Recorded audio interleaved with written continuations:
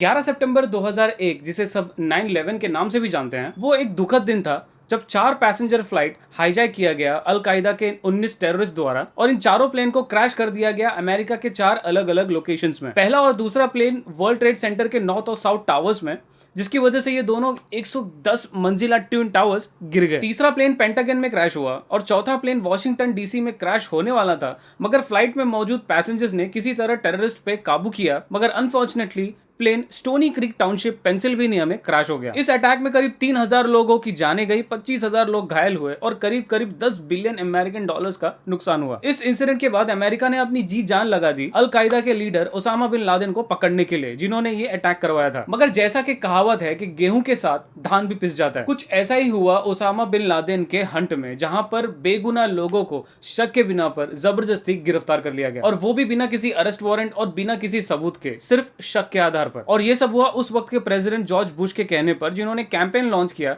जिसका नाम था वॉर ऑन टेररिज्म, जिसके तहत ये सारी चीजें की गई। इस कैंपेन में पकड़े गए जितने भी लोग थे उन सबको क्यूबा में स्थित ग्वांटानामो बे डिटेंशन कैंप में ले जाया गया, ताकि उनको बुरी तरह इंटेरोगेट किया जा सके और सच्चाई का पता लगाया जा सके। इस कैंपेन में ह्यूमन राइट्स की धज्जियां उड़ाई गई थी। करीब करीब 780 लोगों को इस डिटेंशन सेंटर में बंद किया गया था। उसमें से एक थे मोहम्मद सलाही, जिनके ऊपर ये मूवी बेस्ड है।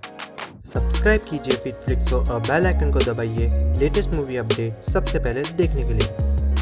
द मॉरिटेरियन ये एक लीगल ड्रामा मूवी है जिसे डायरेक्ट किया है केविन मैकडोनल्ड ने, जिन्होंने काफी अच्छी मूवीज बनाई हैं जो कि एक मस्ट वॉच है। जैसे 2009 में आई स्टेट ऑफ प्ले और 2006 में आई the last king of Scotland. Movie हमें ले जाती है 2001 में, जब 9/11 हादसे के बाद शक के आधार पर मोहम्मद सलाही को ग्वांटानामो बे डिटेंशन कैंप में रखा गया करीब करीब 14 सालों तक बिना किसी चार्जेस के, जहां पर उन पर टॉर्चर किया गया सारे ह्यूमन राइट्स की धज्जियां उड़ाते हुए। 2001 में प्रेसिडेंट बुश द्वारा नई इंटरोगेशन टेक्निक बनाई गई थी, जिसे कहा गया authorisation for use of military force, यानी कि AUMF या फिर AMF, जिसमें लिखा गया था कि किस तरह से किसी टेररिस्ट को टॉर्चर करना है उससे सच्चाई उगलवाने के लिए। अब मोहम्मद सलाही को कैसे टॉर्चर किया गया और कैसे ये आजाद हुए या आजाद हुए भी या नहीं, कुछ इसी स्टोरी पर फोकस करती है ये मूवी, जिसका नाम है the मॉरिटेरियन। You know, I think I figured out why they built Guantanamo down there.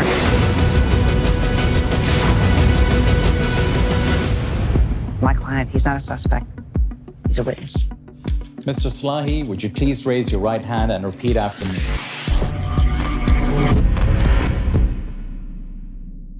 First things first, movie slow paced है, ड्रामा है, फैक्ट्स पर बेस्ड है। इनफैक्ट मोहम्मद सलाही, जिनको आगे मैं सलाही के नाम से बुलाऊंगा, उनके लिखे गए बुक के ऊपर ही बेस्ड है। सो अगर आपको स्लो पेस्ड ड्रामा मूवी पसंद नहीं है तो ये मूवी आपके लिए नहीं है। बट अगर आपको एक ऐसी मूवी देखनी है जहां पर आपको ये देखना है कि कैसे किसी भी कंट्री की गवर्नमेंट अगर कुछ ठान लेती है तो कैसे उसे पूरा करने के लिए वो सारी हदें क्रॉस कर सकती है। फॉर एग्जाम्पल, इंडिया में ही लेटली फार्मर्स का एग्जाम्पल ले सकते हैं, जो कि महीनों से प्रोटेस्ट कर रहे हैं एक बिल के खिलाफ, बट सरकार उनकी सुनने के लिए तैयार ही नहीं है और अपनी जी जान लड़ा दे रही है ताकि फार्मर प्रोटेस्ट न कर पाए। बहरहाल 9/11 पर काफी सारी मूवीज बन चुकी हैं, डॉक्यूमेंट्री बन चुकी है। बॉलीवुड में भी एक मूवी बनी थी, जॉन अब्राहम स्टारर न्यूयॉर्क। इस मूवी में ये दिखाया गया कि कैसे जॉन अब्राहम को पुलिस उठा लेती है, इंटरोगेट करती है, सिर्फ इस शक के आधार पर कि वो वॉशिंगटन डीसी के कुछ फोटोज खींच रहे थे इंसिडेंट के 1 या 2 दिन पहले। मैंने ये मूवी देखी है और काफी डिसेंट मूवी है ये, आपको एक बार जरूर देखना चाहिए। वैसे इस मूवी को देखने के बाद में मुझे बेंजामिन फ्रैंकलिन द्वारा कही गई एक कहावत याद आ गई, जिसमें उन्होंने कहा था कि अगर 100 गुनेगार छूट जाते हैं तो चलेगा, मगर एक निर्दोष को सजा नहीं होनी चाहिए।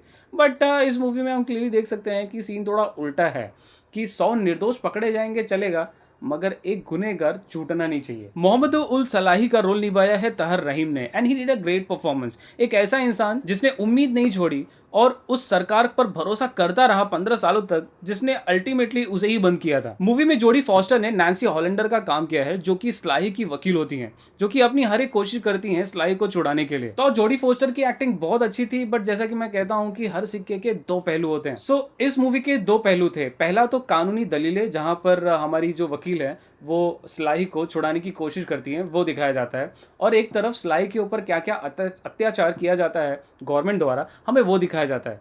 बट ये मूवी ज़्यादातर सलाही के ऊपर हो रहे अत्याचार पर ज़्यादा फोकस करती है, रादर देन जो उनके वकील की जो दलीलें होती है उस पर काफ़ी कम फोकस किया गया है। सो अगर कुछ फैक्ट्स और तथ्य दिखाकर हमें ये दिखाया जाता कि कैसे किस तरीके से उनकी वकील लड़ रही थी ताकि वो फाइनली रिलीज हो, तो तो शायद से मूवी में हमारा और इंटरेस्ट बनता। बट स्टिल ये मूवी डेफिनेटली आपको एक बार जरूर देखनी चाहिए। सो इसीलिए इन सारी चीजों को ध्यान में रखते हुए मैं इस मूवी को रेट करूंगा 6 आउट ऑफ 10। दोस्तों कहीं मत जाइए क्योंकि वक्त आ गया है नेटफ्लिक्स के गिव अवे के क्वेश्चन का। क्वेश्चन पूछने से पहले मैं आपको बता दूं कि हमारे पिछले वीडियो के जितने भी गिव अवेज के विनर्स हैं वो हमारे या तो ऑफिशियल यूट्यूब कम्युनिटी पोस्ट पर या फिर हमारे ऑफिशियल इंस्टाग्राम पेज पर ही पोस्ट किए जाएंगे। ये रैंडमली पोस्ट किए जाएंगे और पोस्ट करने के 24 घंटे के अंदर विनर को हमसे कांटेक्ट करना है, वरना उनका जो गिव अवे है वो नल एंड वॉइड हो सकता है। और इस वीडियो का सवाल बहुत ही सिंपल है, आपको कमेंट में उस आदमी का नाम मेंशन करना है जिसके ऊपर ये मूवी बेस्ड है, उसके आगे मेंशन करना है मूवी का नाम और उसके आगे मेंशन करना है वर्ड फिटफ्लिक्स। ध्यान रहे कोई भी हैशटैग यूज न करें। तो दोस्तों उम्मीद करता हूं कि आपको हमारा ये मूवी रिव्यू पसंद आया होगा। उम्मीद करता हूं कि आपको हमारे ऐसे नेटफ्लिक्स के गिव अवेज भी पसंद आते हैं, और अगर आपको पसंद आते हैं और अगर आप चाहते हैं हम ऐसी मूवी सीरीज रिव्यूज और नेटफ्लिक्स के गिव अवेज देते रहें तो प्लीज हमारे चैनल को सब्सक्राइब करना ना भूलें, बेल आइकन दबाना बिल्कुल ना भूलें। अंत तक वीडियो देखने के लिए धन्यवाद। Stay home, stay safe.